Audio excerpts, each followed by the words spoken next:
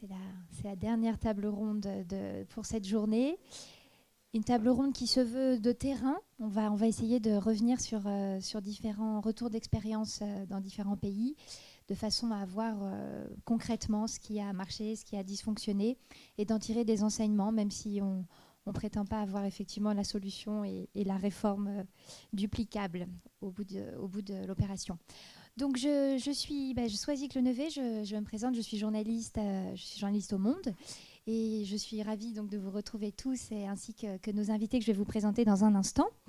Donc nous sommes bien sur cette idée que c'est en se comparant aux autres que nous parviendrons aussi à nous remettre en cause de façon constructive nous-mêmes. Donc c'est un peu la question que nous allons poser à nos intervenants pour savoir comment la question de la réussite des réformes en éducation est abordée dans différentes régions du monde.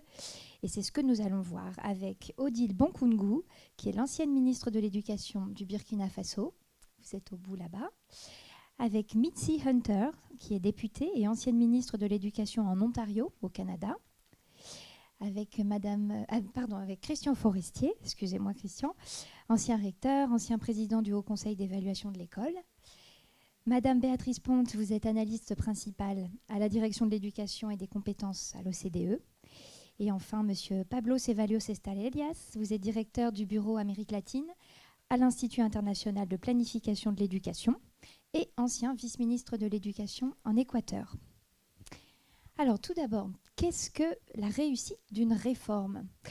L'amélioration d'un système éducatif ne se mesure pas uniquement à la performance académique, nous l'avons vu, mais également à l'équité sociale. Alors je me tourne vers vous, Madame Mitzi Hunter. Lorsque vous étiez ministre de l'Éducation en Ontario, entre 2016 et 2018, vous avez lancé un plan pour l'équité. Quels objectifs visiez-vous ?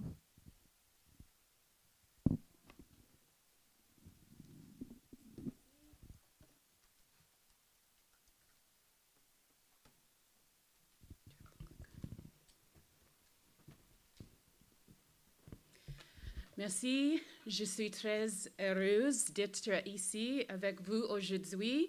Merci à Marie-Josée pour l'invitation. En tant qu'ancien ministre de l'Éducation et de l'enseignement supérieur, cette maîtrise est très important. It's really, it's a great, deep discussion we've been having today about the systems of education. My focus is going to be on equity.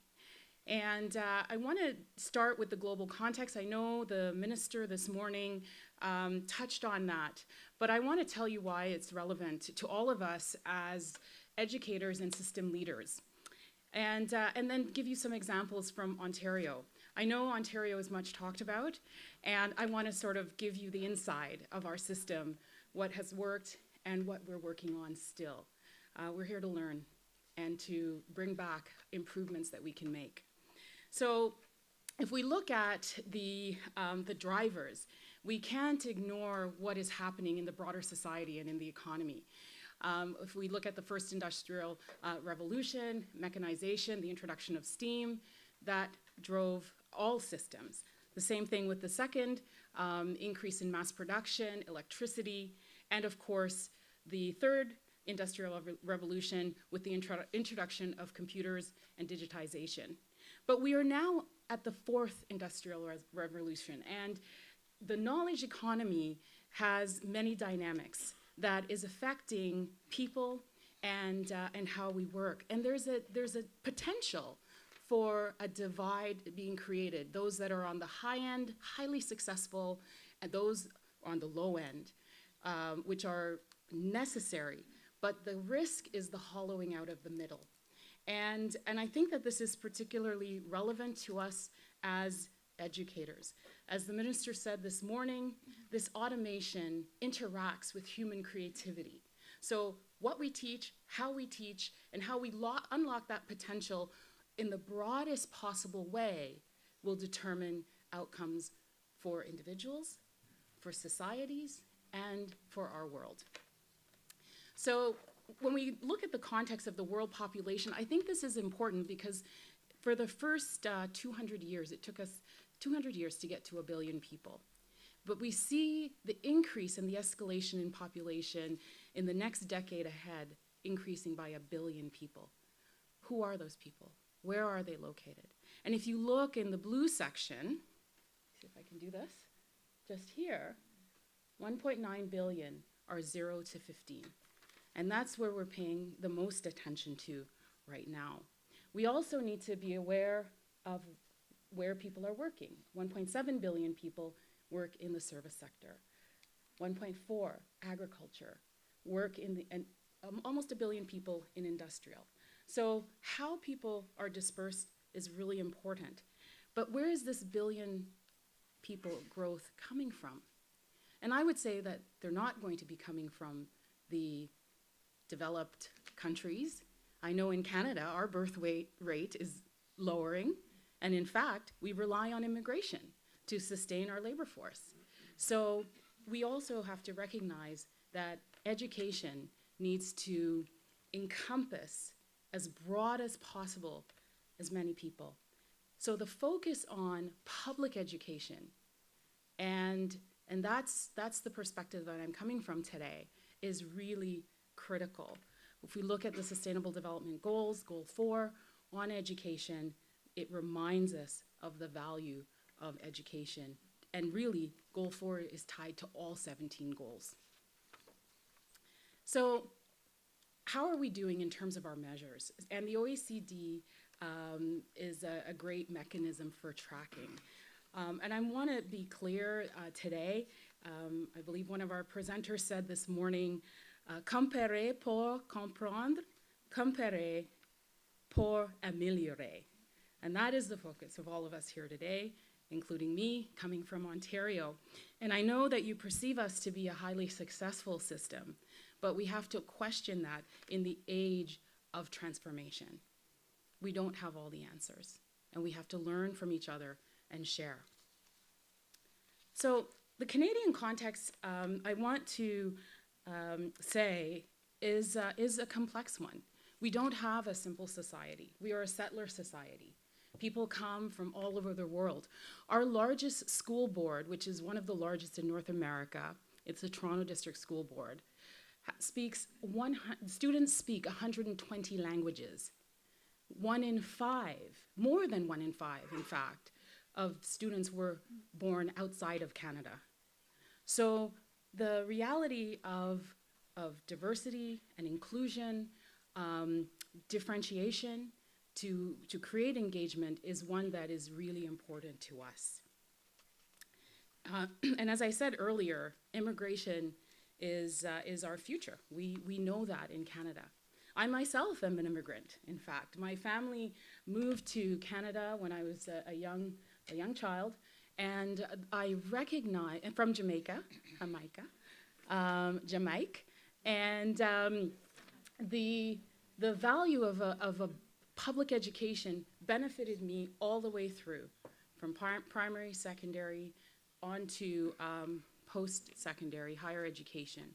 And here I am, having served as the Minister of Education and the Minister of Higher Education. So that is a very important aspect of our society in Canada and in Ontario, where we have policies that support that social mobility, that diversity, and that inclusion. So I want to talk about Ontario's story and the pillars that really drive our strategy for education: equity, excellence, well-being, and public confidence. And we started with public confidence because if parents, the media, labor unions, and all of those key stakeholders are not believing in your system of education and in the transformation that you aspire to, nothing happens. So that's where we started. We had some work to do to repair that. And in fact, we invested quite a bit with our labor partners to invest in the system of education. So teacher professional development and training and engagement. And so we pushed it outside of the ministry right into the system to not just to talk about trust, but to demonstrate that. We then focused on excellence and high achievement. And that was, you know, a lot of people ask me here, how did you turn around your PISA scores and what did you do? Well, we made those investments. We created a literacy and numeracy secretariat. We had engagement so that it would help to improve the system. Next, we looked at equity and well-being, because if students are not doing well in the system, it doesn't matter what the achievement is. The whole student, we have to look at the whole student. So well-being was a key aspect of that. This is just a quick overview of our system in terms of the governance. We have the Ministry of Education, and we've already heard from many speakers that it doesn't matter what the minister says. If you don't have the engagement of the board and the principals and the teachers, nothing happens. But the key aspect of our ministry is that we have centralized funding. We do not fund based on location and property taxes. We centralize that funding to create equity across our system. We give more funding to our northern and our rural communities because they have more challenging circumstances to deal with, and we recognize that in our system. And then I also want to say that our teachers and our principals, it's a collaborative model. We have differentiated learning. We rely on the classroom teacher to interpret the curriculum and to meet the expectations that have been set. But we feel that there's a lot of confidence we place in those teachers. And then, of course, students and parents. If they are not satisfied with the outcomes, you're going to hear about it. So how did we do? In 2016, when I was minister, I got to announce as a politician, very important, our graduation rate was at 86.5%. How good is that? There was a lot of celebration. But I asked the question as a new minister, what about the 13.5? Who's in that group? Who is not achieving graduation and those outcomes that we expect? And it turns out when we looked at the root causes, that there were certain groups of students, racialized students, students with disabilities and special needs, Indigenous, First Nations students were not doing as well in terms of that overall level of achievement. So we dug deeper into those disparities. If you look, this is just looking at the dropout rate for Black students versus white students. And it just so happens that the school board was collecting this differentiated data. And 20% of Black students were likely to drop out versus 11% for white students. So we recognized that this disparity had to be addressed. And we took steps to address it. On the Indigenous front, we have made some gains. Our Indigenous students managed to finish post-secondary education has increased by 11 points over a 20-year period. So we've seen that some of the work that has been done there is improving, but it's not at the same rate as the average. So we still have work that we need to do. So what was required was a systemic change across the board. And what we put together was an equity secretariat, because it's not enough to identify the problem and for all stakeholders to recognize that we need to do something, but you have to put some investments behind it so that your policies will have the chance of being implemented. So this secretariat aimed to establish realistic, measurable goals and also to bridge the disparities that we were seeing, and also to take rapid action on certain things. So we looked at, for instance, suspension rates and expulsion rates. We looked at the collection of data based on race.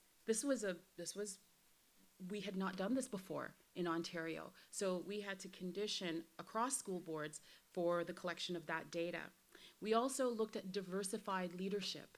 Who is in the classroom and who is at the head really does matter. That's where gender differences come into play as well. Looking at the safety of Indigenous youth, that caring adult in the school. Doesn't always have to be the teacher. We put in graduation coaches, for instance, in our northern communities, and that was a direct idea coming from the school board. And we provided better supports for students with autism, and that's an area that we're still working on. What I want to say about equity is that it's inclusive. Our definition of equity is inclusive of all forms of equity. So when we look at our classrooms in Ontario, every student, regardless of background, regardless of ability, has a right to a public education where they receive that support. I think this is an important slide, and what I was trying to do was to point out here that if we look at the process and everyone has the same, right? This is equality. But it doesn't mean that everyone has the same outcomes, right? So we have to be careful about that. Equity goes further. Some people will need more to achieve similar outcomes so that they can at least see over the fence and have a chance at mobility. But what about justice? What about taking the fence away altogether? So everyone has an opportunity to see the field or get on the field and participate in our society. So that's what we're striving for. When we talk about the value of public education, it is about having a student-centered approach where students receive the support that they need, and it does mean differentiated curriculum, differentiated instruction, differentiated assessment, and centralizing that funding so that you can move it around. And that's, when I talk to parents and to students, that is what they're looking for. They are looking for a system that will adapt, that will respond to the needs of students. I said to my ministry when I was first appointed, there is nothing wrong with our students. Every student has that potential. We, as a system of education, must be flexible to support the needs of each student. And the onus is on us to do that. So I want to remind you of where I started, and it was about the changing nature of our world and our society. And as system leaders in education, how do we embrace those global competencies and the mobility and the connectedness that we see happening to prepare students, all students, for the world ahead? And public education, I believe, is the greatest tool that we have to support students and to support young people so that everyone can achieve their best and highest potential. Thank you, merci. Merci. Merci, Mitzi Hunter. Alors, je me tourne maintenant vers vous, Pablo Cevallos Estalellas. Vous avez donc été vice-ministre de l'Éducation en Équateur à une période, après une période de forte instabilité politique dans votre pays. Oui, vous me comprenez bien, super. Dans quel contexte êtes-vous parvenu à lancer votre plan d'éducation décennal et avec quels résultats? Racontez-nous.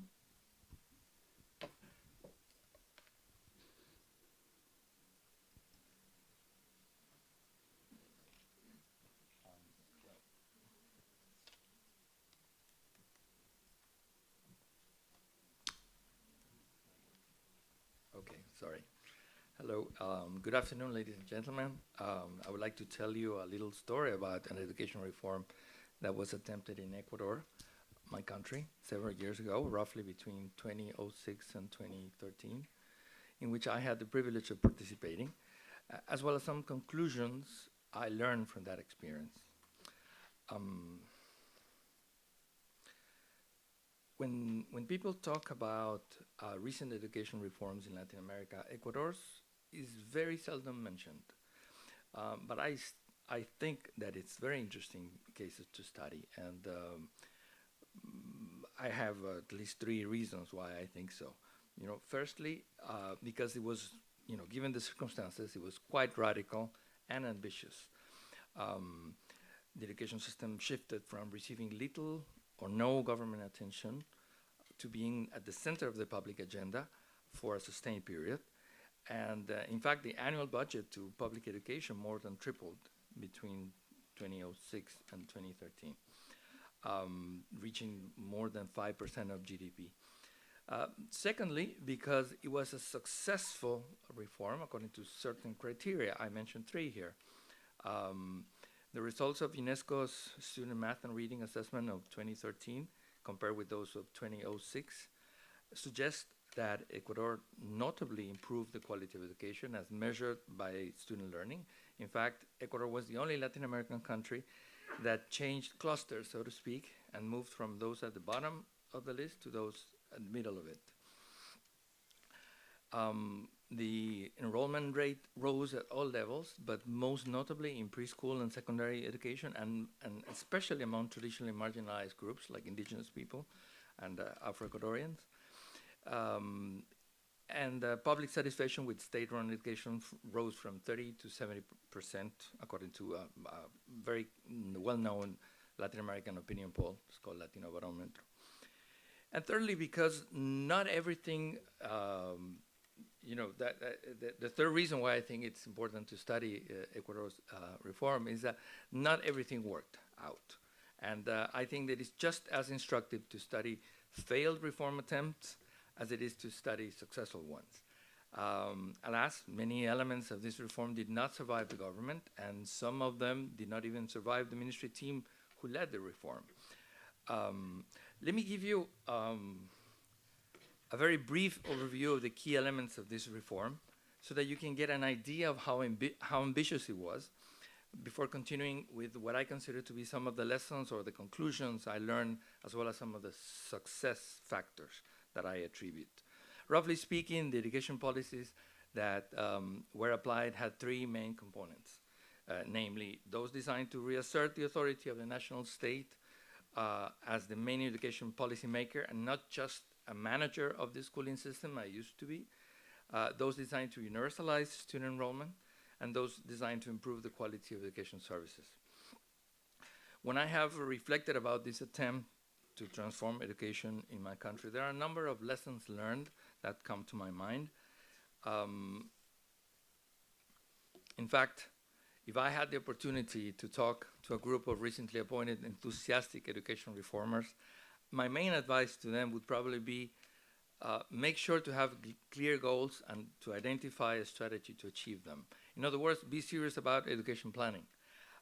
This sounds like a very obvious point, and it's very, it's easy to state on paper, but in the day-to-day frenzy government work, I've rarely seen it seriously considered, let alone accomplished. There are almost endless policy options, and there are many interested parties, development agencies, donors, sellers, that reach out to governments to propose different strategies, many times as silver bullets, to solve education problems. Consequently, ministries of education, at least in the area that I know the most, which is Latin America, can be tempted to do many different things at the same time, which do not necessarily converge into the same goals.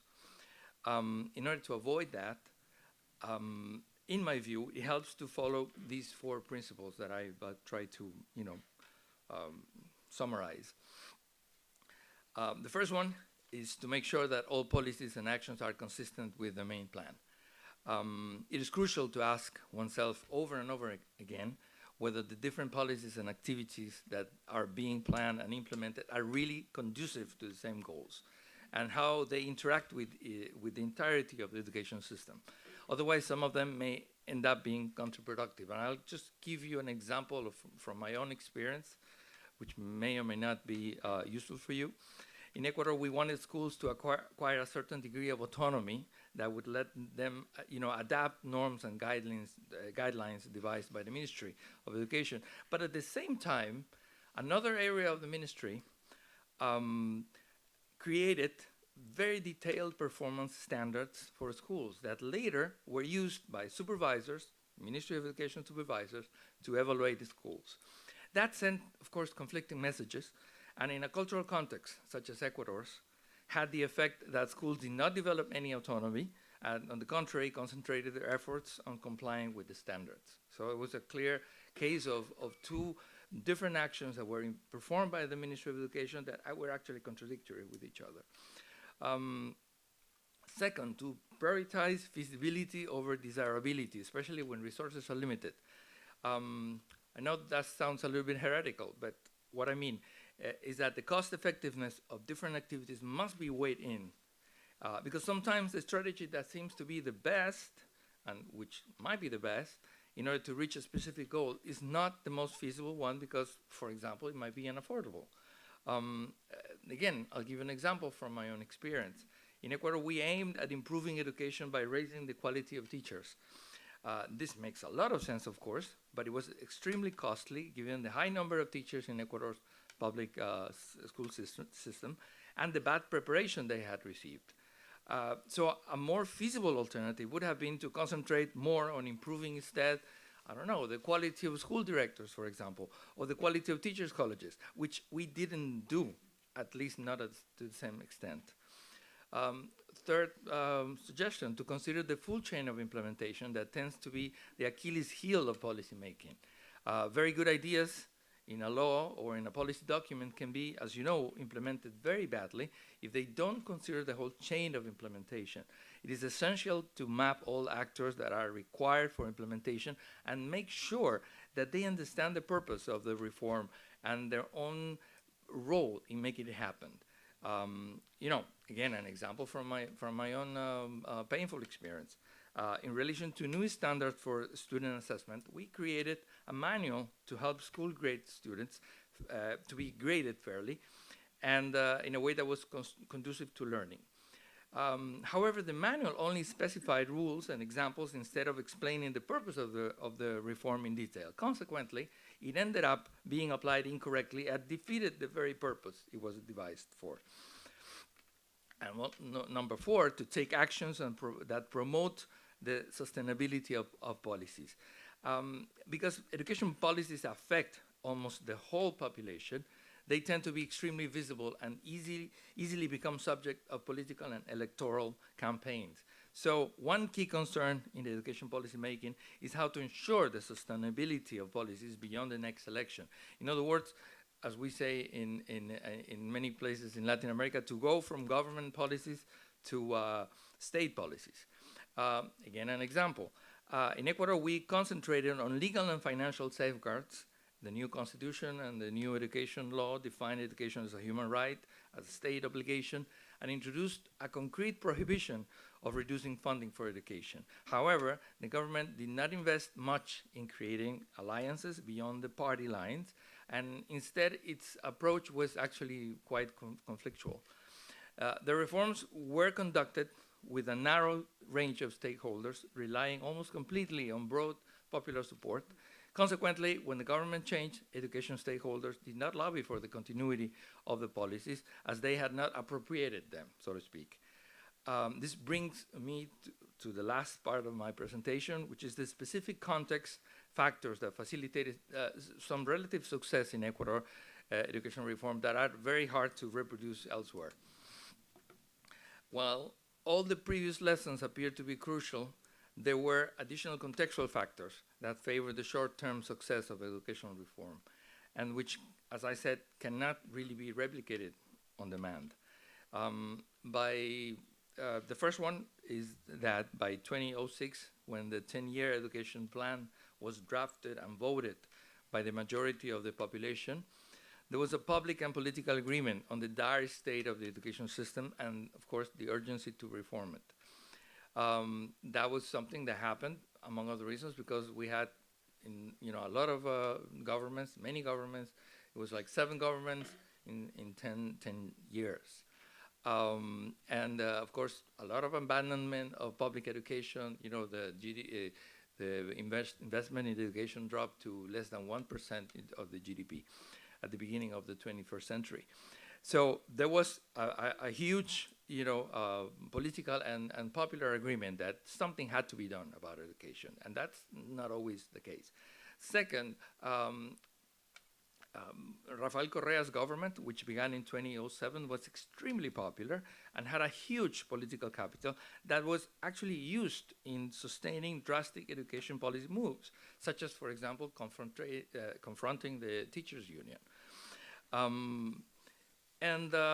Also, and this is the third factor that I mentioned, there was a long continuity of the technical team, at least for Ecuador standards, between 7 to 10 years, depending on the case. That was extremely unusual in Ecuador, you know, with most of the ministries of education used to last about between 1 and 1.5 years. Of course, it would take too long to get into all these in more detail, so I'll stop here. Of course, we can talk during the discussion or later if you want, and in case any of you would like to know more, please don't hesitate to ask me. I'll also be happy to share some additional reading materials on Ecuador's education reform for those who are interested. Thank you very much for your attention, and I'll leave you with my contact information. Thank you. Merci à vous, Monsieur Ceballos Estarellas. On reviendra bien sûr sur certains aspects avec vous dans la deuxième partie de cette table ronde. Donnons maintenant la parole à Madame Odile Bonkoungou, qui, comme ministre de l'Éducation au Burkina Faso, a permis l'adoption d'un programme de développement stratégique de l'éducation de base dans un pays où la pression démographique est forte, avec une croissance de plus de 3% par an, et dans un contexte de rareté des ressources financières. Alors, Madame Bonkoungou, quelles ont été les conditions de réussite, mais aussi les écueils d'une réforme de si grande ampleur? Merci, Madame Deneuve.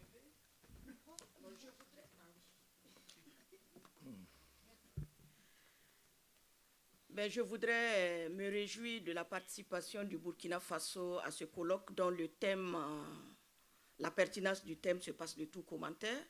Nous avons lu les documents, nous avons suivi les conférences et l'ensemble des différentes interventions nous ont confortés dans la conviction que la question des réformes éducatives, disons la réflexion sur les questions des réformes éducatives ne devrait pas se limiter à ce seul colloque, mais comme beaucoup d'intervenants l'ont dit, il faut la comparaison internationale pour comprendre et pour améliorer les systèmes éducatifs. Et en cela, après avoir écouté toutes les conférences, je suis optimiste par rapport aux réformes éducatives. On peut bien réussir pour peu qu'on trouve la bonne stratégie et beaucoup de propositions ont été faites ici.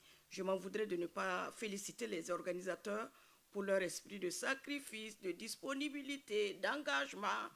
Madame Sanselm l'a dit, quand j'ouvre ma boîte mail, je ne peux pas compter le nombre d'échanges de mails que nous avons eus.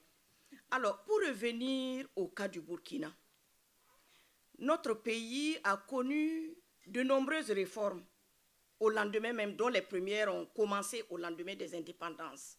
Et comme M. Mamadou Doy l'a dit, il s'agissait vraiment de revisiter les programmes d'enseignement pour les adapter aux réalités locales, notamment au niveau de certaines disciplines comme l'histoire, géographie, l'histoire et la géographie et les sciences.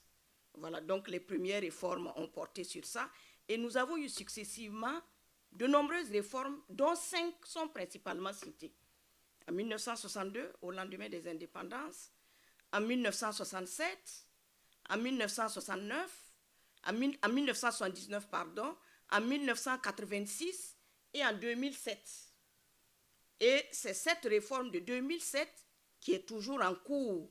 Et en fait, le programme de développement stratégique de l'éducation de base dont a parlé Madame Deneuve, ce n'est pas la substance de la réforme, mais c'est un programme qui a été conçu pour accompagner la mise en œuvre de la réforme du système éducatif et qui ne concerne qu'un seul aspect, à savoir l'éducation de base.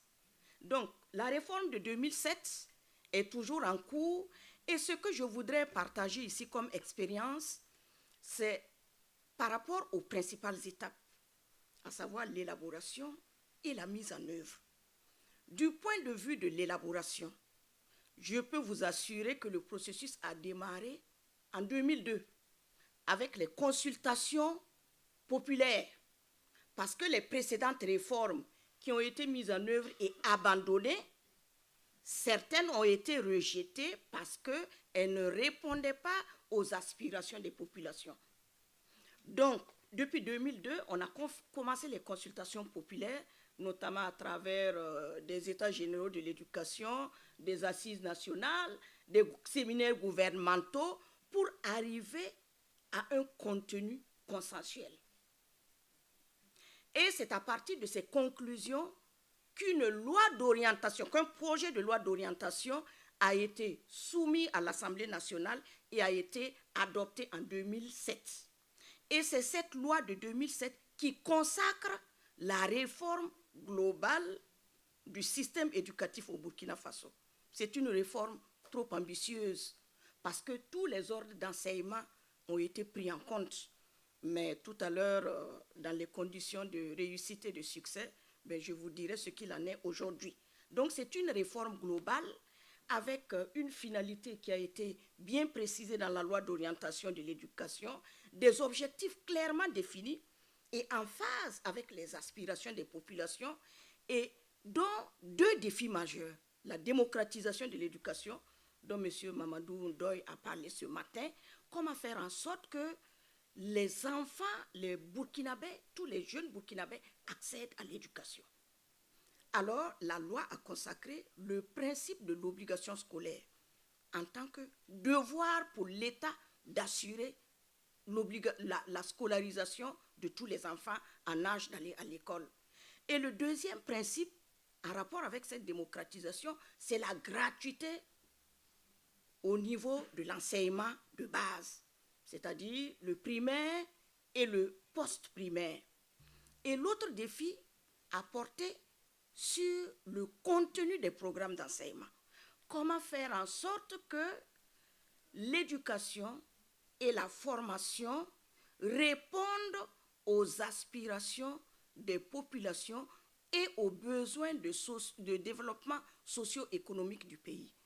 En d'autres termes, comment éviter que des diplômés ne se retrouvent dans le chômage. Donc, voilà les deux grands défis qui ont aussi expliqué un autre principe qui est la professionnalisation du système éducatif. Donc, après l'adoption de la loi sur la réforme du système éducatif, alors, on a pensé maintenant à la mise en œuvre, parce qu'une chose est d'adopter une loi bien écrite. En tout cas, j'avoue que quand je lis la loi, même jusqu'aujourd'hui, je pense qu'elle est parfaite. Mais une chose est d'adopter une loi, mais une autre chose est de la mettre en œuvre. Et c'est là où se trouvent tous les défis. Dès l'adoption de la loi, alors tout de suite, on a commencé la mise en œuvre avec la gratuité de l'enseignement. Donc, pas de frais de scolarité, une distribution gratuite des manuels scolaires, et j'avoue qu'il y a eu un engouement au niveau de la population. La demande était très forte et les populations même étaient prêtes à apporter une contribution pour la construction des écoles, parce qu'il n'y avait plus de frais de scolarité à payer, il n'y avait plus de manuels scolaires à acheter, et il y a eu un réel engouement. Alors, donc, dans le cadre de la mise en œuvre de ce principe de gratuité et d'obligation scolaire, on peut vraiment se féliciter des résultats que nous avons obtenus. 12 ans après, où en est-on avec la mise en œuvre de la réforme globale du système éducatif? Alors, comme point positif, je voudrais relever l'existence d'une loi d'orientation de l'éducation. Donc, la réforme a un ancrage politique qui définit la vision, la finalité, les objectifs de la réforme globale. L'autre point positif dont je parlais tantôt, c'est la forte mobilisation autour de la mise en œuvre de la réforme du système éducatif. Un autre point positif, c'est l'adoption des textes d'application de la loi d'orientation de l'éducation. Il y a eu l'accroissement de l'offre éducative quand on voit un peu l'évolution des indicateurs de base on peut se féliciter aujourd'hui des résultats atteints, même s'ils sont en deçà des objectifs de départ. Et pour reprendre les propos de M. Ndoye, on a sous-estimé la faisabilité, l'opérationnalisation de la mise en œuvre de cette réforme au plan scientifique, au plan technique et au plan financier. Donc, il y a eu une sous-estimation à ce niveau. Alors, un autre aspect positif, c'est le constat actuel. Malgré les difficultés, le processus de réforme suit son cours.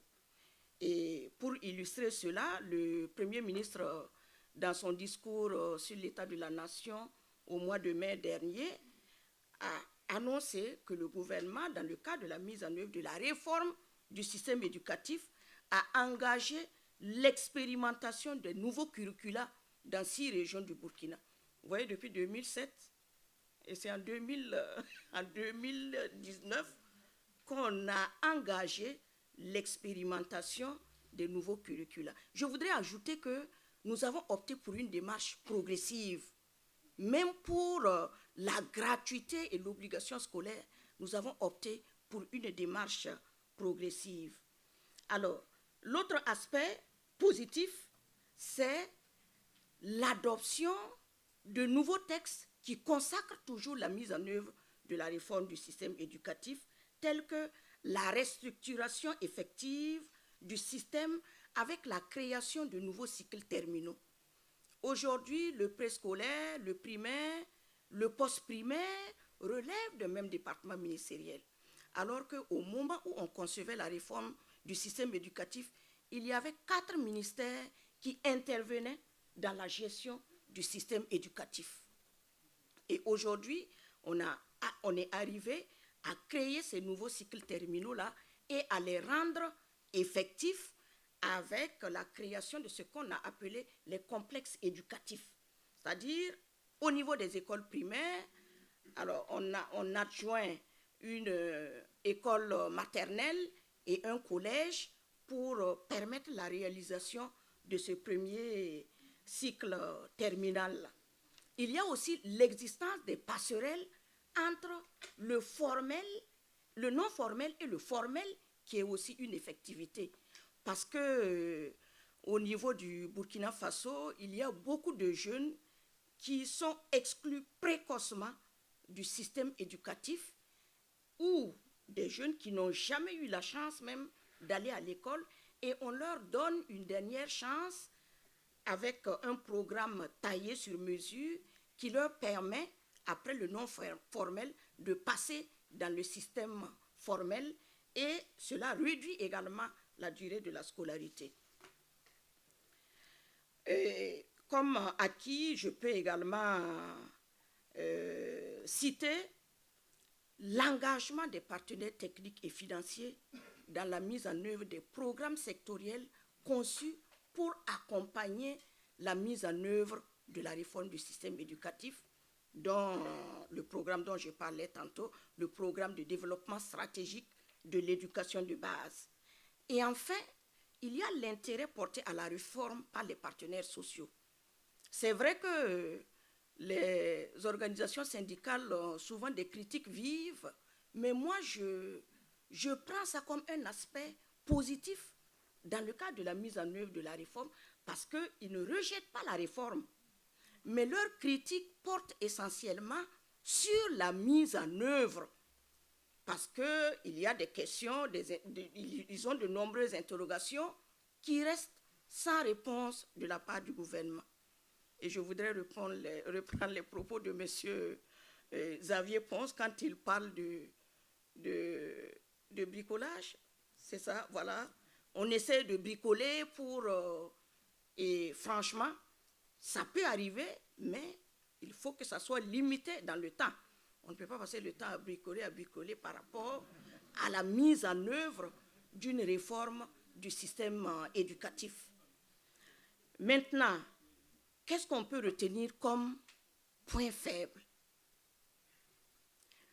Un des principaux points faibles, c'est la précipitation dans la mise en œuvre de la réforme. on a trouvé le texte, la loi d'orientation tellement parfait, on a essayé de concevoir un document de cadrage qui est en quelque sorte un document conceptuel qui explique un peu l'opérationnalisation de la mise en œuvre, l'opérationnalisation de la réforme. Mais vraiment, avec le recul, je trouve qu'il y a eu de la précipitation. Parce que quand je relis ce document aujourd'hui, il y a beaucoup de choses qui peuvent être améliorées.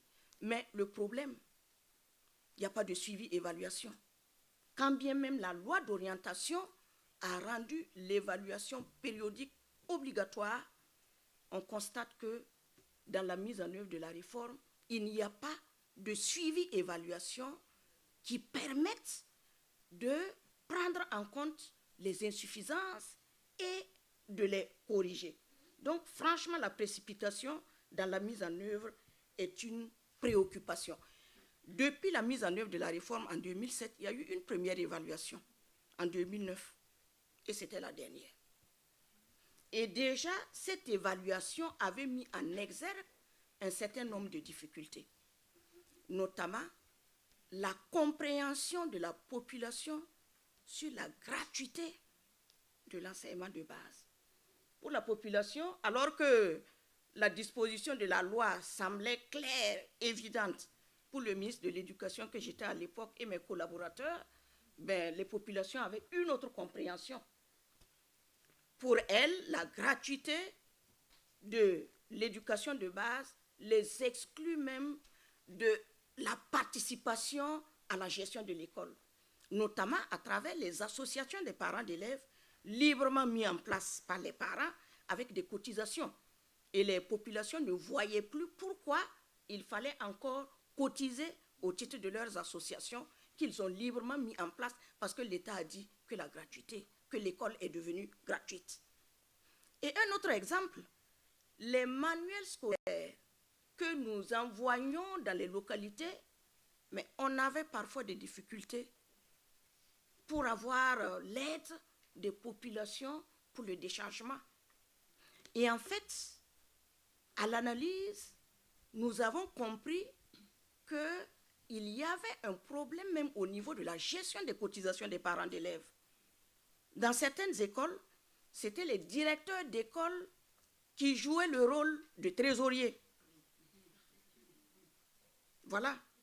Sans compte rendu, donc ça veut dire que la population ne comprenait pas exactement son rôle dans la gestion de l'école et comment leur cotisation était gérée. Et ça a été vraiment une difficulté majeure dans le cadre de la mise en œuvre de la réforme. Le déficit de communication. Alors, en 2014, j'ai lu un article publié par les syndicats et qui traitait la réforme du système éducatif de réforme aventuriste. Parce que, dès le départ, les organisations syndicales avaient émis des doutes sur la gratuité de l'éducation de base et sur l'obligation scolaire. Parce que les organisations syndicales se sont posé la question de savoir, mais comment l'État, dans un laps de temps relativement réduit, va rendre disponibles les infrastructures éducatives pour accueillir tous ces enfants qui veulent aller à l'école. Donc ça, c'était une difficulté. Et également, dans le déficit de communication, on peut noter une observation pertinente qui avait été faite par les syndicats et qui consistait à savoir comment l'État entendait préparer les acteurs du système éducatif dans le cadre de la mise en œuvre de la réforme, notamment les enseignants. Tout à l'heure, j'ai parlé des réformes des curricula. À quel moment les enseignants vont être formés par rapport à ces nouveaux programmes?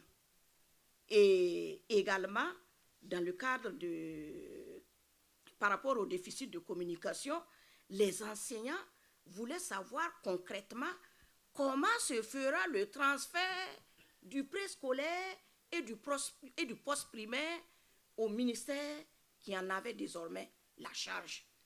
Parce que ce transfert induisait un nouveau type de pédagogue, d'inspecteur pédagogique, qui puisse à la fois gérer et les aspects du préscolaire, du primaire et du secondaire. Et cette question reste toujours sans réponse. Madame Bonkungu, est-ce que vous pouvez terminer votre... Voilà. Alors, donc, voilà un peu les points positifs et les points négatifs de la mise en œuvre de la réforme. Et pour conclure, je voudrais tout simplement dire que la réforme du système éducatif est une action noble, mais derrière cette action se cachent des difficultés d'ordre pratique qu'on n'a pas toujours su prendre en compte et qui peuvent contribuer à bloquer la mise en œuvre des réformes de l'éducation dans les différents pays. Je vous remercie. Merci à vous. Alors la transition est parfaite pour vous passer la parole, Christian Forestier, sur ces difficultés qui peuvent intervenir. Vous, en France, depuis 30 ans, on peut le dire, vous avez été pilote ou copilote. Alors depuis 40 ans, vous avez été très proche de toutes les réformes éducatives menées en France. Qu'est-ce que vous tirez comme enseignement sur l'art et la manière de réunir des bonnes conditions de réforme en ce qui concerne le contexte français? J'ai un point commun avec Xavier Pons, je n'ai pas été ministre.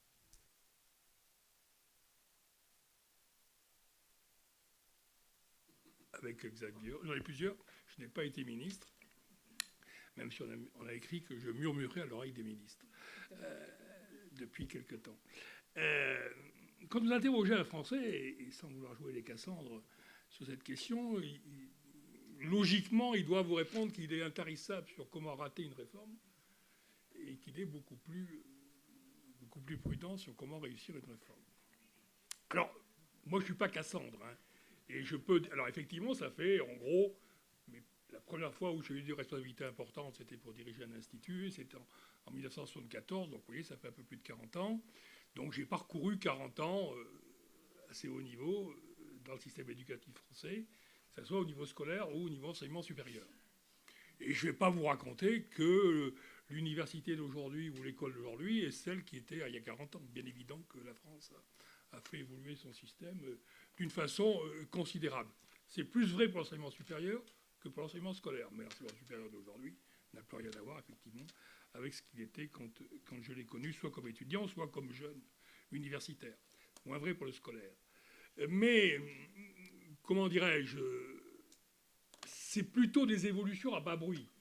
C'est-à-dire qu'aujourd'hui, les historiens de l'éducation, me semble-t-il, je peux me tromper, auront du mal au cours de ces 40... Enfin, depuis, en gros, depuis 1968, à identifier des lois importantes qui ont profondément changé le système. On peut penser que la loi 68 a profondément modifié l'enseignement supérieur français, ce qui est exact. Qu'après, il faut attendre 2008, donc il faut attendre 40 ans pour voir une vraie modification avec la loi Pécresse sur l'autonomie. Que s'agissant du scolaire, on peut penser que, à juste titre, la création du collège unique en 1974 est une loi importante. Mais qu'après, il faut attendre Fillon et le socle commun, donc là aussi, il faut attendre 30 ans pour avoir une modification significative. Entre-temps, on a des lois de confort, je dirais, ou des lois de sauvegarde, mais pas des lois d'avancée. Et pourtant, le système a changé. Alors, moi, j'ai envie de me positionner dans le schéma qu'a décrit notre ami Jean-Marie de Quetelet, et par définition, là où je suis, là où j'ai été, par contre, maintenant je suis à la retraite, j'ai plutôt tendance à me situer dans ce qu'il a appelé la première chaîne d'actes. Ministre, politique, la société civile, les experts et spécialistes. Je dirais deux commentaires préalables, et puis ensuite on rentrera dans le détail. Ministre et politique, moi je ne rentrerai pas dans le débat, je les ai tous connus, entre les ministres dits techniciens et les ministres dits politiques. Il est de bon ton de, souvent, comment on se situe, de privilégier une forme par rapport à l'autre, il n'en est rien. Même sous la torture, je ne donnerai pas mon classement, mais il y a eu des bons des deux côtés et des moins bons. pour être gentil, des deux côtés. Par contre, dans le schéma de Jean-Marie, je le trouve très gentil de la part de Jean-Marie de mettre la société civile. Je ne suis pas sûr, en tout cas en France, je ne suis pas sûr qu'elle joue un rôle important. En tout cas, je ne lui ferai pas spontanément confiance. Et le niveau de tension qui existe dans le pays et qui s'est illustré au cours des dernières semaines aurait tendance à justifier mes précautions. Par contre, j'ai vraiment beaucoup envie de rester un moment sur ce que tu as appelé, Jean-Marie, les experts et spécialistes. Alors là aussi, je trouve que tu as été très gentil de dire experts et spécialistes. Alors bon, c'est très facile, c'est très flatteur. Bien entendu, nous sommes tous des experts et nous sommes tous des spécialistes. Mais là-dedans, il y a différentes catégories quand même. Et qui ne sont pas consensuelles. Et j'aurais tendance au moins à faire le distinguo, en tout cas moi en tant que responsable français, entre deux grandes catégories. Ce que j'appelle effectivement les vrais experts, ceux qui réfléchissent sur ce qu'est l'acte d'enseigner, et ceux qui sont plutôt dans la défense, je dirais, de la profession d'enseignant. En gros, les partenaires sociaux d'un côté, les mouvements pédagogiques de l'autre. Et s'il fut un temps dans l'histoire de France où ces deux aspects étaient relativement en phase, aujourd'hui, il y a vraiment une distinction très importante. Et c'est quand même là-dessus que tous les ministres, c'est sur cette toile de fond que tous les ministres se situent. Alors, un premier élément de discussion, et j'en ai discuté avec Xavier Ponce à la récréation, il se trouve que depuis pas mal d'années, je fais partie des gens que, dès qu'un ministre arrive, c'est bien rare si dans les jours qui suivent, je ne reçois pas un coup de téléphone me demandant de passer, et je retrouve le bureau que je connais bien, pour me demander mon avis, mon sentiment, qu'est-ce que je pense de la situation. Et au fil du temps, j'ai appris à simplifier mon discours, à le raccourcir, par souci d'efficacité. Et aujourd'hui, je fais plusieurs ministres à qui je tiens un discours très simple. Tu ou vous, suivant les cas, c'est plus souvent tu que vous. Vous devez avoir deux obsessions. Deux obsessions qui sont effectivement, en tout cas moi, si j'étais encore en situation, ça serait mes deux obsessions. La réduction de l'échec lourd à l'école primaire. Notre pays a un taux d'échec lourd à l'école primaire, grosso modo de 20%, qui n'est pas acceptable pour un pays comme la France. Et je peux tenir pendant des heures pour vous expliquer les dangers, enfin, ce que ça induit, je dirais, comme conséquence sur l'ensemble du système.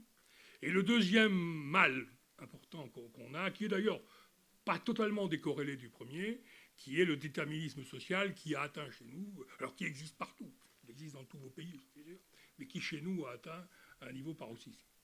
Et j'ai dit au ministre, tu dois avoir ces deux obsessions. Chaque fois qu'on te propose une mesure à prendre, que ce soit sous forme législative, réglementaire ou pas, c'est est-ce que la mesure que je vais prendre va contribuer à réduire l'échec lourd de l'école primaire, donc à faire en sorte qu'on ne laisse pas ces 20% de jeunes garçons et de jeunes filles sortir du système avec un bagage qui est nul, il faut bien le dire, avec toutes les conséquences que ça a. Et est-ce que la mesure que je vais prendre ou que je vais proposer est de nature à réduire le déterminisme social qui est devenu totalement délirant chez nous.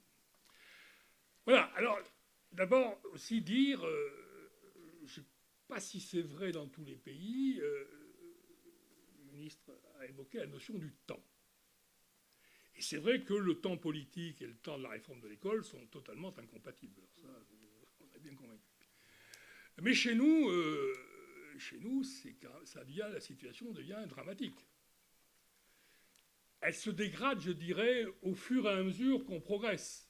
On est passé d'une durée de vie moyenne des ministres qui était autour de 3 ans à une durée de vie moyenne, là on va voir avec notre ami Jean-Michel Blanquer, mais une durée de vie qui a plutôt tendance à passer en dessous de la barre des 2 ans. Moi j'ai calculé, j'en ai connu 20, rien que sur le parti scolaire. Si vous rajoutez ceux que j'ai connus en responsabilité entière sur le supérieur, vous en rajoutez 5. Si vous rajoutez les secrétaires d'État ministres délégués, je suis au-delà de 30. Bon. On voit bien que là, il y a quelque chose qui tourne pas rond. Il y a quelque chose qui tourne pas rond.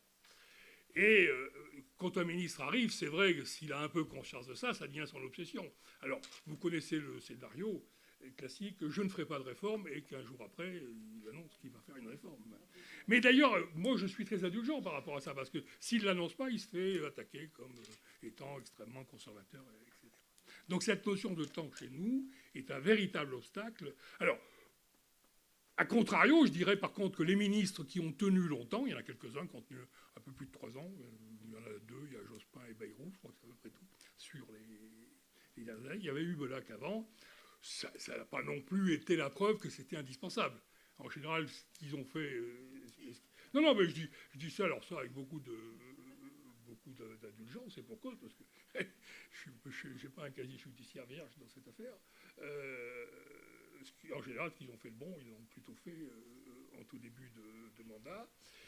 Mais je constate aussi que ceux qui étaient le mieux préparés, en principe, ont quand même plutôt échoué.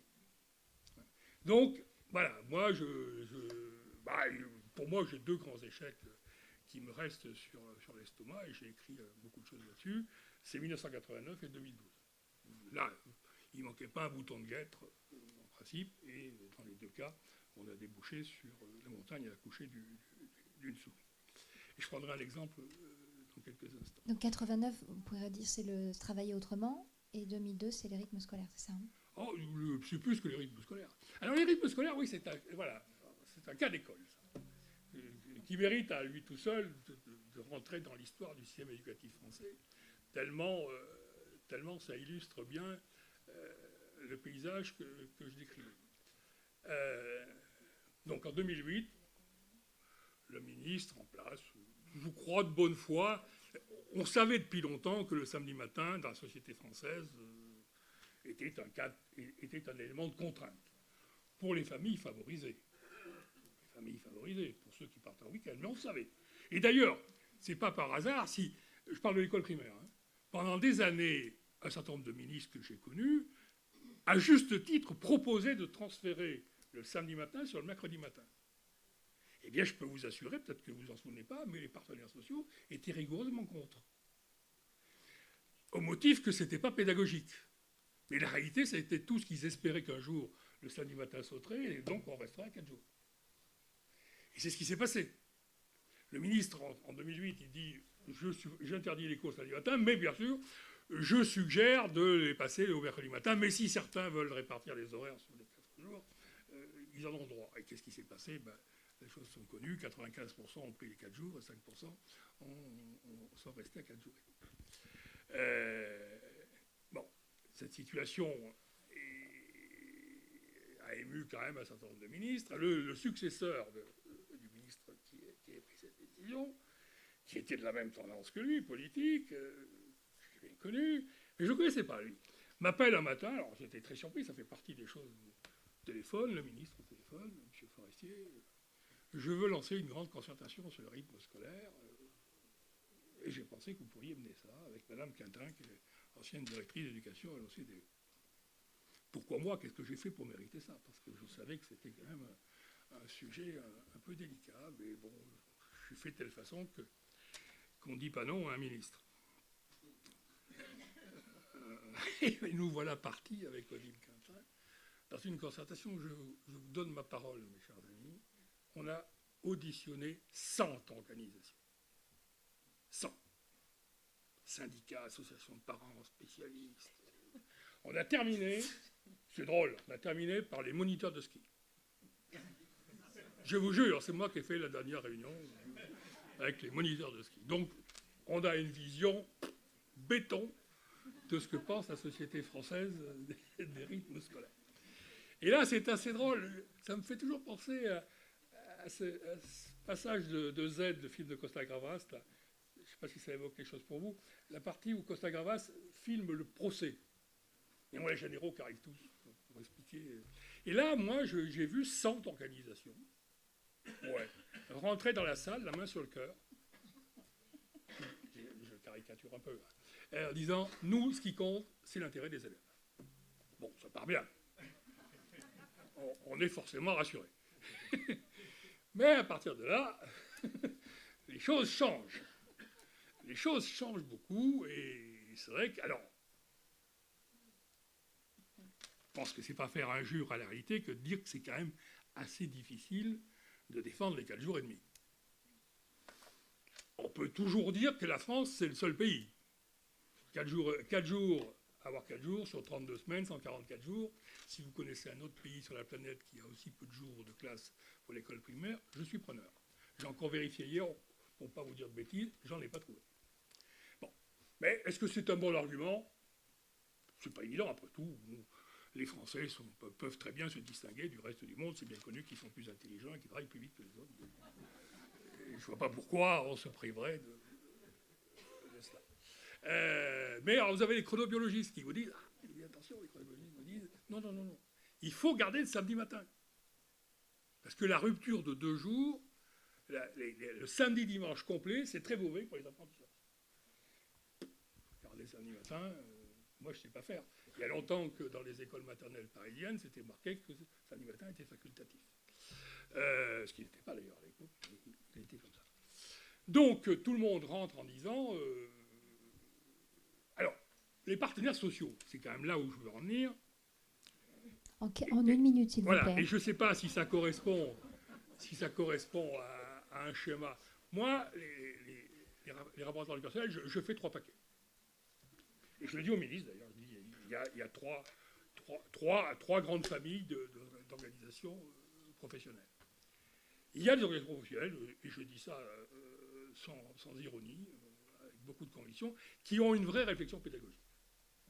Et qui sont capables d'intégrer, de faire le lien entre défense de la profession et intérêt des élèves. Ce n'est pas majoritaire, mais ça existe.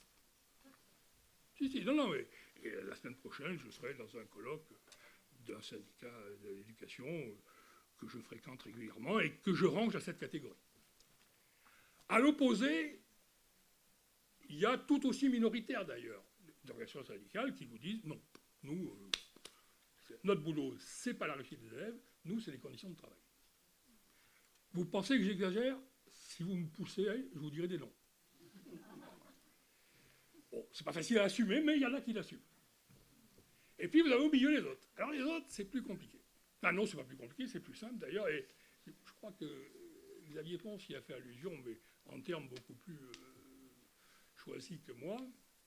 C'est tous ceux qui disent on n'est pas contre ce que vous faites là, ce que vous nous dites, mais on n'a pas les moyens. Si vous payez, on fera. Mais si vous ne payez pas, on ne fera pas. Et si vous prenez le débat sur les 4 jours et 4 jours et demi, là aussi, je peux citer l'organisation qui ont dit ça serait pas mal, 4 jours et demi. Mais vous vous rendez compte, ça va coûter cher. Donc, si vous ne mettez pas l'argent, vous ne ferez pas. Voilà. Donc, alors, je voulais simplement aussi dire, après, tout se joue sur des subtilités. Donc, le ministre qui arrive en 2012 était convaincu qu'il fallait revenir à 4 jours et demi. Il avait cette conviction. Je n'étais pas étranger d'ailleurs à avoir insufflé ça, mais j'avais la chance par rapport à lui d'avoir à 2 reprises eu cette concertation, et notamment d'avoir vu et les syndicats et les maires, puisque on le sait, les maires jouent un rôle important dans notre pays au niveau de l'école. Et dans les 2 cas, j'avais, notamment les maires, gauche-droite, chaque fois que je les ai vus, j'ai toujours vu en binôme, m'avaient tous dit, on reviendra à 4 jours et demi. Mais on veut du temps. On veut du temps parce qu'on a eu du temps, on a eu peu de temps pour passer de 4 jours et demi à 4 jours. Pour refaire le chemin inverse, il nous faudra du temps. Et je trouvais ça bien. Et que ça ne me paraissait pas dramatique. Donc, et alors le ministre, lui, il a dit non, tout le monde passe en 2013. Et ceux qui ne seront pas prêts passeront en 2014. Et je lui ai dit, alors bon, ce que je vais dire, peut-être que c'est faux, mais je lui ai dit, non, tu dis tout le monde passera en 2014, voire en 2015, et si certains sont prêts avant, ils passeront avant. J'ai encore aujourd'hui l'intime conviction que s'il avait fait ça, ça se pesait. Il s'arc-boute sur tout le monde passe tout de suite et maintenant, résultat des courses, c'est le conflit, et vous connaissez la suite de l'histoire. Voilà, donc... Mon cher Jean-Marie, les partenaires sociaux, c'est quand même bien de les mettre dans la chaîne, parce qu'ils jouent un rôle qui n'est pas négligeable. Et l'idée que le bien-être des enseignants est forcément une bonne chose pour les élèves, c'est vrai, pas toujours. Merci Christian Forestier. Alors on va passer la parole tout de suite à Béatrice Ponte. Vu de l'OCDE, est-ce que les obsessions qu'a exposées Christian Forestier sur la lutte contre les inégalités et contre l'échec scolaire et le déterminisme social, est-ce que ça aussi c'est des prismes de lecture de l'OCDE pour évaluer une réforme éducative ?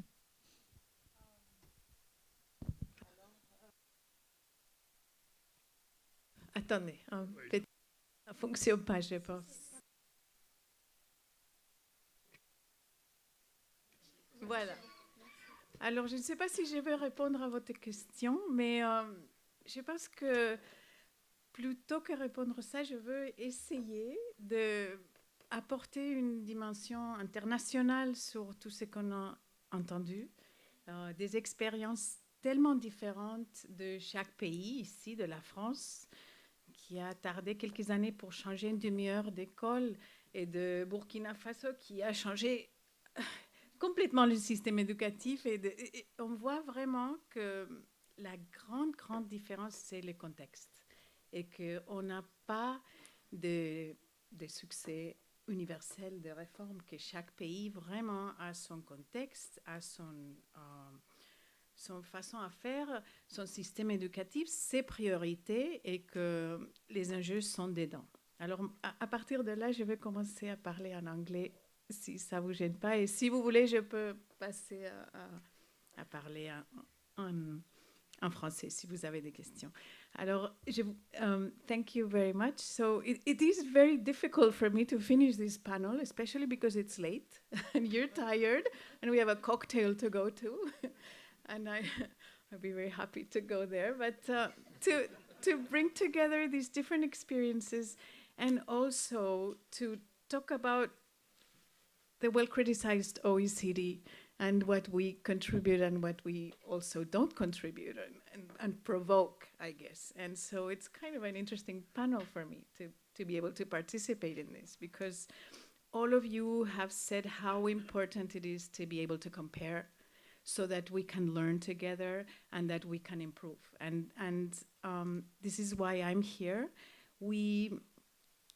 I think from the diversity of the examples from Ecuador, from France, from Ontario, from Burkina Faso, and from the examples that you're going to see tomorrow, every country really has a very different context. And so what I've been at the OECD for almost 20 years now. And I will give you a bit of a personal experience and data, combined with data, which is what we do at the OECD, quickly. So, you know, we know there is no one way, but we've tried to analyze the different reforms across OECD countries. And actually, we did a survey of reforms and it is actually a data point that Xavier presented in his slide from the Education Policy Outlook.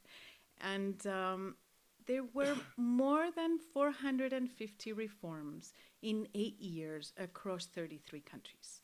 And when you look at that, it's quite insane, actually, if you look at just reform after reform after reform after reform. And that's, I think, the Burkina Faso example, maybe, of many reforms, one after the other. So we're trying to understand, you know, what is behind all of these reforms, and how can we help education policymakers make better sense of reforms. And if we have this comparative knowledge, is there any way that we can contribute to make a better education policymaking? And this is where education policy implementation or change comes in, because every country is very different, but we can learn from each other. And this is what we're trying to learn here. And I think Pablo today presented some very clear lessons that are quite transposable to other countries. And I've been working now supporting the implementation of reforms with Japan, with Mexico, with Norway, with Ireland, with Wales, with Austria, with Estonia, with many different countries. And indeed, they're all very, very different. And what we found is that all of these reforms, we've seen, for example, in Australia, in the past, in 8 years between 2000 2008 and 2014, they did at least 6 reforms per year. And so just imagine if you're working in a school and they keep sending you reform after reform after reform, and you're the principal, you're the teacher, you're the student, you're the parent. What do? You try to shelter yourself from reforms because you know a new politician will come in 3 years later, and hopefully you won't have to do that because the next one will come and change. And so the best thing to do is kind of to say yes, but don't do anything. So if you're a school leader, okay, yes, sure. 3 years from now, they're going to send us new student tests, and then they're going to change, and we'll just kind of slowly react. So we've seen this in Australia. If I can just give you a list, I can share the PowerPoint. But in 2010, they had the National Professional Standards for Teachers, Aboriginal and Torres Islander Education Action Plan, Higher Education Participation Partnership Programs, My School website, review of funding, Australian Institute of School Leadership, and then again Australian Qualification Framework, and so one after the other. You look at Portugal, and there were 30 reforms as well in 8 years. I think if you were to look at France, you may see 3. I don't know. So I think that what you were talking about having much more an incremental approach in France, or à bas bruit, slow, reforms, and it is quite a different approach. But when you look internationally, we see that many countries are really, really implementing reforms, trying to improve their education systems, and they have goodwill. They're trying to improve equity, they're trying to improve quality, and they're trying to improve well-being. But what we found is that all of these reforms, are they actually leading to something? Is this just paperwork of policymakers? And this is my particular concern after having been working with policymakers for 20 years. Does it really get anywhere? And we found that only 10% of the reforms, of the more than 450 reforms, did evaluate any evaluation of the impact, because it's too expensive, it takes too long, there's no funding, and ministries change. And so we don't care often. And so it's actually researchers who do the follow-up later, but this is not, it depends, on journals, it's not well raised into the public policy. So we found that there's many reforms in all these different policy areas, but there's a lack of coherence among all of these reforms. And so at the ground level, those in schools are quite, it's very difficult to handle. We found that, so this leads to reform fatigue. There's actually a term for this. People get tired and fatigued. We found that often all of these reforms are focused on design, and all of you have spoken about the lack of focus on implementation, and that is a strong area of need. We found that that often all of these are about improving the capacity of practitioners, of teachers, of school leaders, to be able to work with children in schools. And when you talk to policymakers, often they don't talk about learning, actually. It's very administrative and governance changes, and a lot of changes that in the end are not fully focused on schools or investing in teachers' capacity. So that you hope that school leaders will be able to implement this reform, but don't invest in them to be able to take on these reforms. And so, when we looked at, let's see, how can we make sure that these reforms are appropriate and they reach schools and students and classrooms?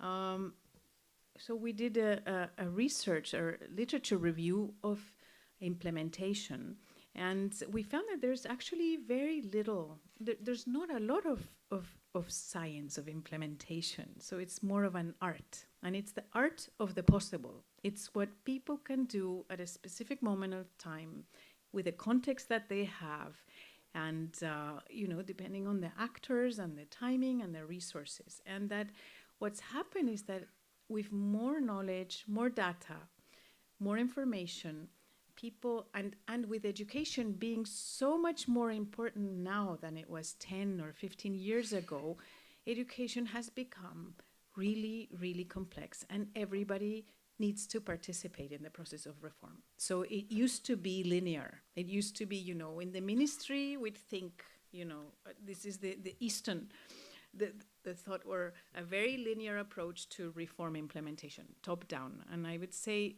you think down, we define the problem, then we do the agenda setting, we propose policy options, we do policy development, implementation, and then we evaluate. And that never happens, actually. It's changed quite a lot now, and there's so many actors involved. There's a lot of resistance to reforms, as you well pointed out, from many even ski instructors actually involved in the process of education reform. And it's very complex. So how to handle this?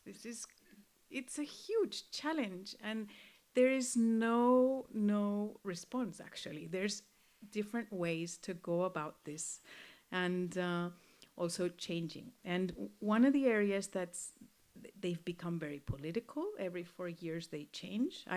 I come from Spain, and every 4 years when there's a change in government, there's a new education law that goes back to change what the new government changed, actually. And I think the horaire, la réforme de rythme scolaire was a little bit of the same. Okay, now let's go back to the 4 days and a half. So it's very politicized. And so what are the elements that are important? We looked at this, and at the heart, we've designed a framework that could help us, I think, with dimensions that we can think with countries to look at when you're designing a reform. And the first is that you need to have smart policy design. And often countries don't have smart policy design. So in England, they define a grammar school reform just because somebody came in and thought it was better from previous years. And it wasn't well evidence driven. There's no causal theory. There's not a clear goal. And maybe it's not complementary with other policies. So it's important that there's smart policy design.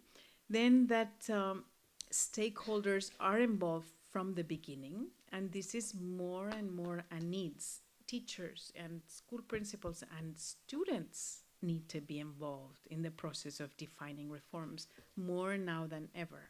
And we see this in Norway, for example. They have a pupil survey, and they ask, how are you liking school? How are you liking your teachers? And this is quite important, and it's very good feedback that in many countries, nobody's asking students. And this is what is the 21st century, is actually student agency. And so engaging them from the beginning is quite important. And I'll just give you a personal example. I was driving this morning with my son, and I had my evaluations from my students because I teach at Sciences Po, and I was showing him, and he said, I wish I could do that with my teachers, because that would be, and he's 13. And he said, oh my God, that would be great if I could reflect and tell my teachers what's working and not working. And so involving stakeholders, it is very important, rather than thinking that ministers and ministries can think through everything. So it's very important. The next is having a conducive context, and that means the political timing, I think the governance, how the system is working, but especially all the other policies that are working towards or against the policy that you're going to change. And often we see that ministries have different departments who are working completely separately. And as you very well were saying, I'm going to define a curriculum reform in my department, but if the test is not changed, so nobody's going to adopt the curriculum reform. Or if the evaluation process outside for schools is not changed, things won't change. And there's actually a lack of coherence in terms of the policies, the complementary policies that need to be brought in. And so the conducive context is quite important. And the fourth dimension is to have a coherent implementation strategy that is well thought through from the beginning, that includes the timing, that includes resources, that includes communication from the beginning, and that's huge. And we see that there's often no communication, that has a clarity of the roles and responsibilities of the different actors, and especially focuses on capacity building of all the actors that are actually implementing these reforms. So these 4 areas we think are very important when thinking about implementing reforms. And we're working with countries now. And actually, the more important role that we have is to make them think. They said, oh no, what we value from you is that you ask us the right questions that we never thought about. And now, why are you doing this? Just, well, we don't know. Come back and ask us more. But it's quite important to have an external comparative perspective that can help you think through about your system from an outside view. So thank you very much. Merci Madame Ponte. Compte tenu du temps qui nous reste, je pense qu'il est plus sage de passer la parole à la salle directement et à vos questions, de façon à ce qu'on ait un quart d'heure d'échange entre nos intervenants et vous. Alors, levez le doigt et présentez-vous s'il vous plaît. Oui, Monsieur Loua peut-être, et ensuite Madame là-bas. Monsieur Loua. Ah, d'accord. Alors, Monsieur Loua ensuite.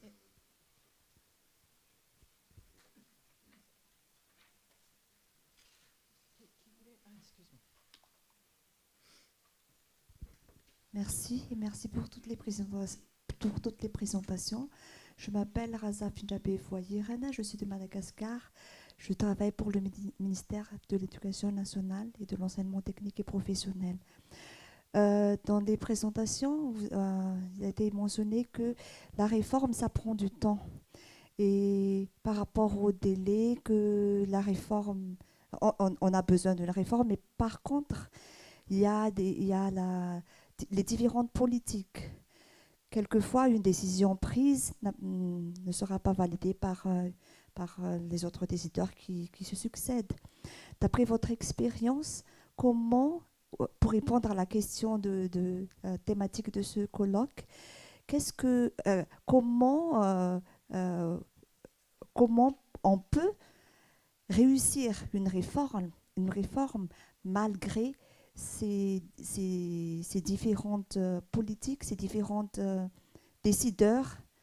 On a parlé tout à l'heure de Burkina Faso qui a commencé la réforme 2007 pour arriver à la mise en œuvre en 2015. Oui. Donc, quelle est l'astuce pour vous c'est pas juste pour Burkina Faso, mais l'astuce pour maintenir la réussite de la réforme malgré toutes ces situations de changement et tout ça. Merci.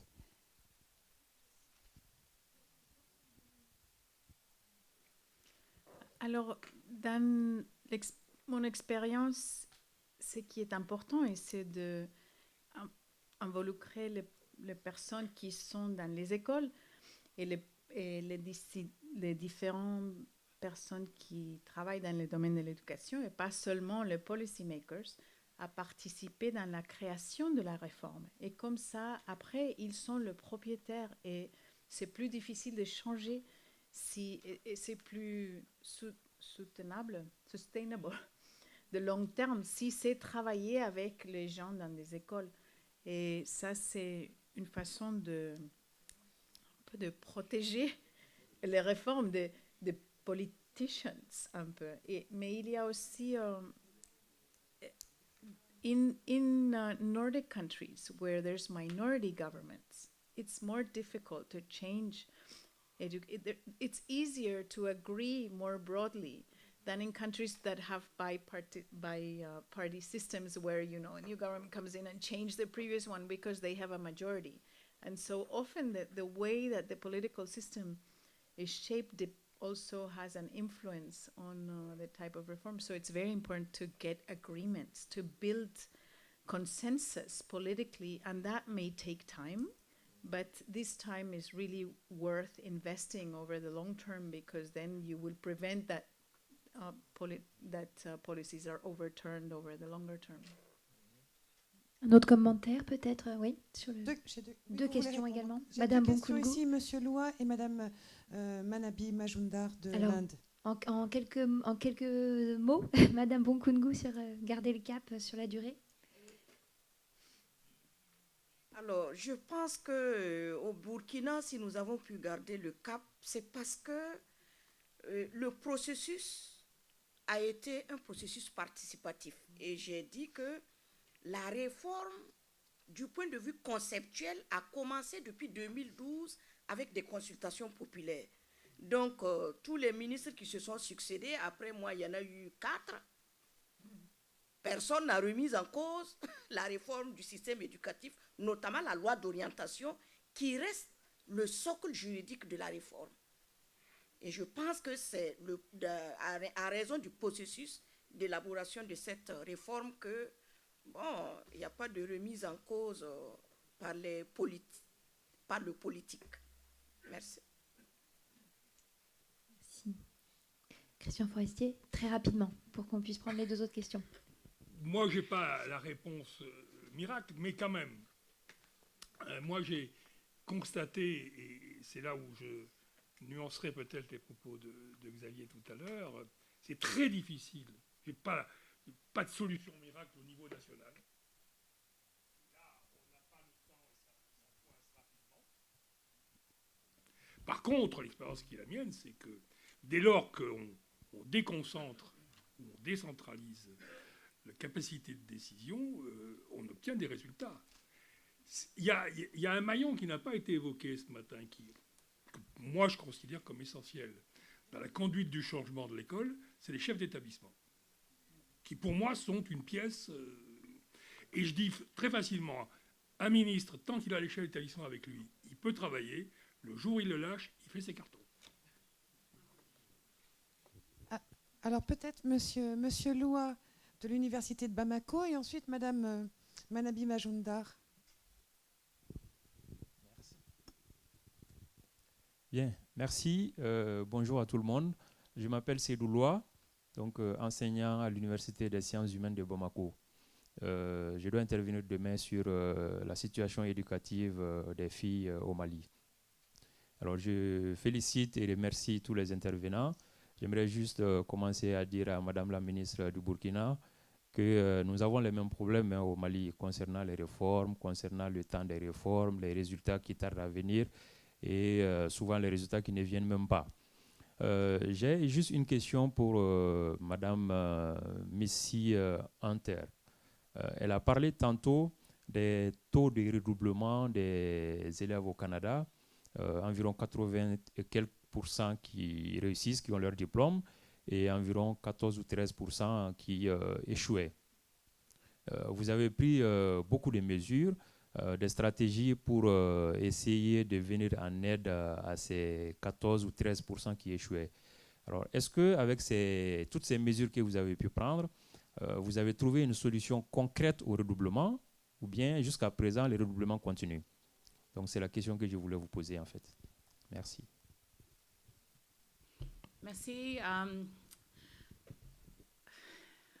I'd like to combine my answer with the previous question about what constitute a successful reform. And the experience that we have in Ontario is distinct from the examples because we're not talking about a national government that is responsible for education. It's a state or a provincial government. And so it gives us an opportunity to get one level closer to the system and to be able to change that system. We also, because it is one of our #1 priorities as a province, from a monetary perspective, it is our second biggest budget item.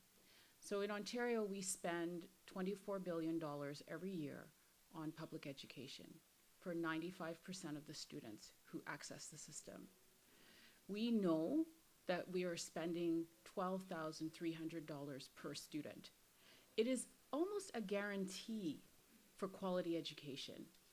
And it's something that parents, students, unions, and the whole system can depend on, that it remains a priority. So with that in mind, when it comes to change and reform, the government that I was part of was in power for 15 years. And therefore, the government's promise to improve public education had a number of years to be implemented. Some parts of it was implemented quickly, others slowly. So if you look at full day kindergarten, we moved from half day to full day. So back to your time. And the opposition was saying, this is a very expensive form of daycare. But when we look at who would be most advantaged from having all early years at the same standard, it was those who had the least amount of resources. Teachers had noticed that young people were coming into the system not having the same reading ability, not having the same exposure to learning in the early years, because it was based on income. We took that out of the equation and we said, public education is a right for all students and they will be having the same access at the early years. But we didn't just do that.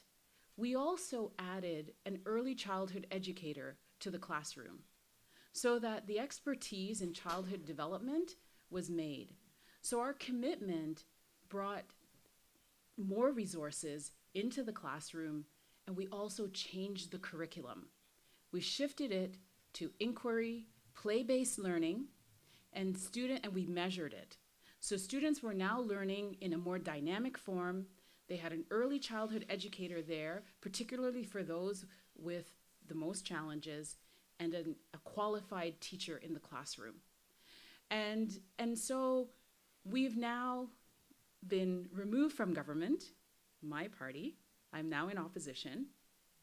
And the current government has looked at full day kindergarten. But the parents, the teachers, the students want this program. They see the value. So it is no longer a political question.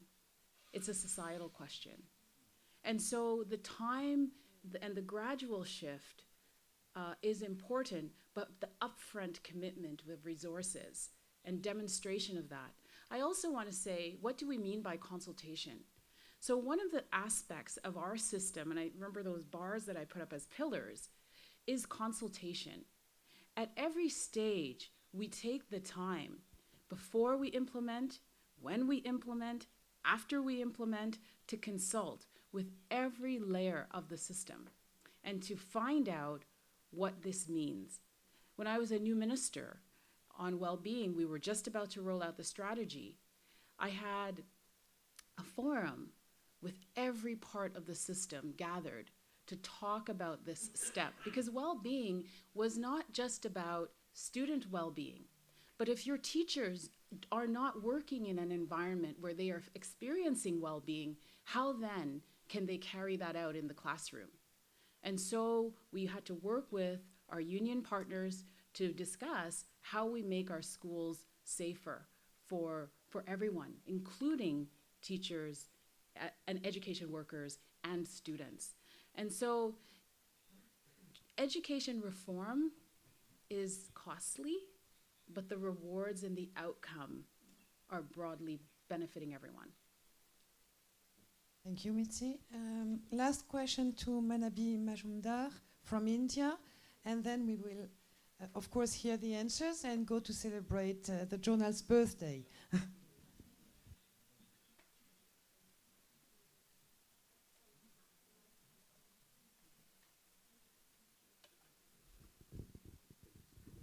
My question is addressed to all the panelists. I have learned a lot from you. Thank you very much.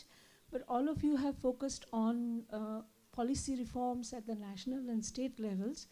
Don't you think that we need to expand the definition of reforms to include everyday, quotidian, micro reform initiatives that are taken up sometimes by school teachers, community leaders on an everyday basis? You know, sometimes they're transforming schools and classroom experiences. Don't we need to incorporate within our analysis of reforms their initiatives and ideas? Qui veut répondre en premier lieu? Madame Bonkungu. Merci. Alors, pour l'expérience du Burkina, ces micro-réformes sont prises en compte dans les programmes sectoriels conçus pour accompagner la réforme du système éducatif.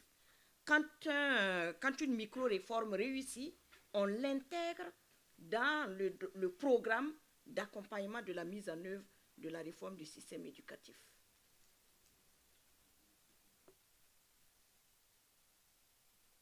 Do you want to just keep going? Absolutely.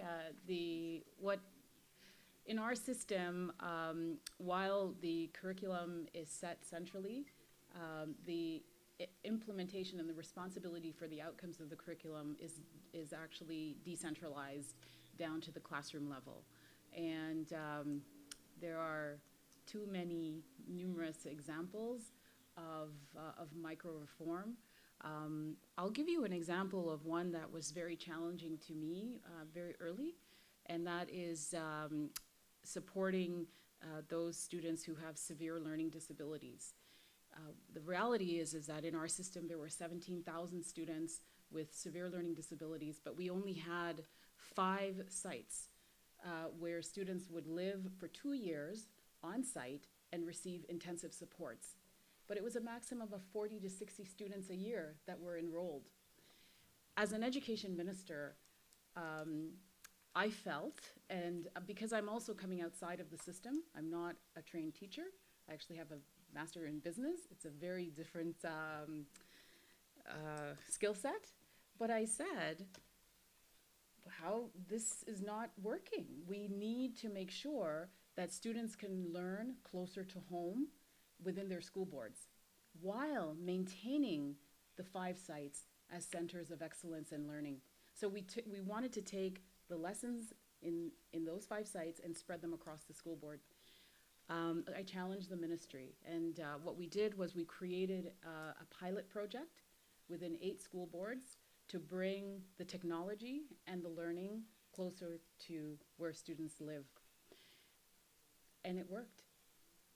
And for the boards, there were certain boards that were experiencing such rapid changes that they paid out of their own budgets, they had the flexibility, and they took that reform and spread it across their entire boards before the ministry formally funded it. So innovation and solutions, absolutely coming from classrooms and from boards. I can give you another example with Indigenous students in our far north communities, many challenges. But the boards understood what was needed and pushed the ministry to fund graduation coaches, a caring adult in the school that knew the student, identified not just academic success, but other types of supports that were required. The outcome is that we're seeing the numbers of Indigenous First Nations students increasing in terms of graduation rates.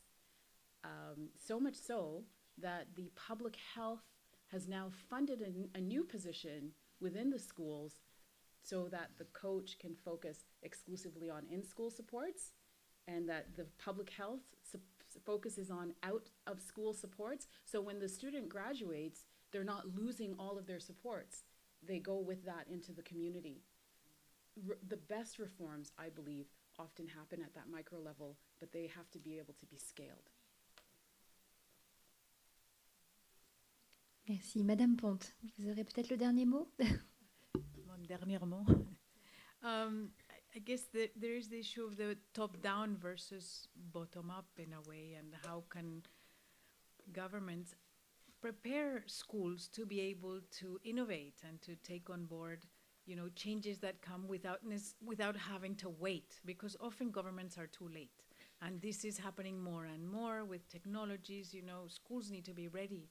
So one example we're working with now in Wales is helping them develop their schools as learning organizations. And so making sure that schools have the capacity themselves to learn, to invest in their training, and to understand what their needs are, and to have the right support around them so that they're able to go for the support without having to wait for somebody from the ministry or from some department at a very distant level to be able to respond to their own needs. So is this a reform, or is this developing, you know, the right environment? And that's what maybe ministry should be doing, is fostering the right environment for schools and school leaders to be able to make the right decisions for their schools.